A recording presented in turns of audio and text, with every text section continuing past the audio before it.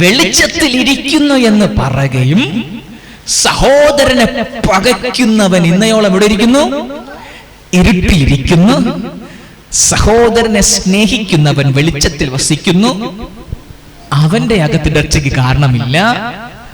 പക്ഷെ മറ്റവന്റെ അകത്ത്, സഹോദരനെ സ്നേഹിക്കുന്നവന്റെ അകത്ത് ഇടർച്ചയ്ക്ക്, ആ ഇടർച്ചയ്ക്കുള്ള കാരണം ദൈവം അവിടെ എടുത്തു കളഞ്ഞു. മനസ്സിലായോ? മുമ്പ് അങ്ങനെയല്ലായിരുന്നു. ഇടർച്ചയ്ക്കുള്ള കാര്യം അവന്റെ അകത്തുണ്ടായിരുന്നു.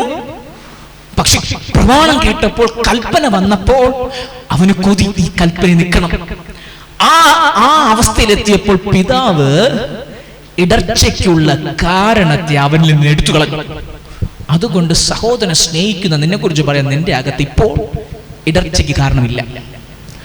പക്ഷെ നിന്റെ അടുത്തിരിക്കുന്നവൻ, ഉദാഹരണം, ആ വ്യക്തിക്ക് ഇപ്പോഴും സ്നേഹിക്കാൻ പറ്റുന്നില്ലെങ്കിൽ അവന്റെ അകത്ത് നിന്ന് പിതാവ് ഇടർച്ചയ്ക്കുള്ള കാരണം എടുത്ത് മാറ്റിയിട്ടില്ല. അവൻ ഇരിക്കുന്ന സ്ഥലം ഇടർച്ച വരുത്തും. അവൻ പാർക്കുന്ന ഭവനത്തിനകത്ത് അവൻ ഇടർച്ച വരുത്തും. അവൻ പോകുന്ന പോക്കിൽ ഇടർച്ച വരുത്തിക്കൊണ്ടുപോകും. കാരണം അവന്റെ അകത്ത് ഇടർച്ചയ്ക്കുള്ള കാരണം ഇരിക്കുക. പണിയപ്പെടുന്നവർക്കായി സ്തോത്രം. അവൻ ഇരുട്ടിൽ നടക്കുക. ഇരുട്ടിൽ നടന്ന് എവിടേക്ക് പോകുന്നു എന്ന് അറിയത്തില്ല. വചനം പറയുന്നു, അവൻ പോയി അവന്റെ കണ്ണുകുരുടായി. ഇരുട്ടിൽ നടക്കുന്നവൻ അവന്റെ കണ്ണുകുരുടാവും, ഒരു മാറ്റമില്ല. എങ്ങനെ ഇരുട്ടിൽ നടക്കുന്നേ?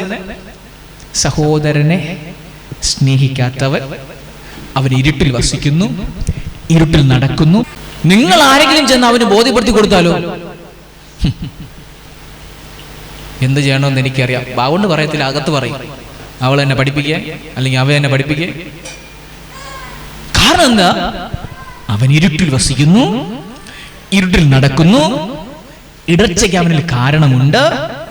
അവൻ ഇരുട്ടിൽ നടന്ന് അവന്റെ കണ്ണ് കുരുടായിപ്പോയി. വചനത്തെ കാണാൻ പറ്റുന്നില്ല. വചനത്തിനകത്തുള്ള പ്രകാശം അവന്റെ കണ്ണിൽ വരുന്നില്ല.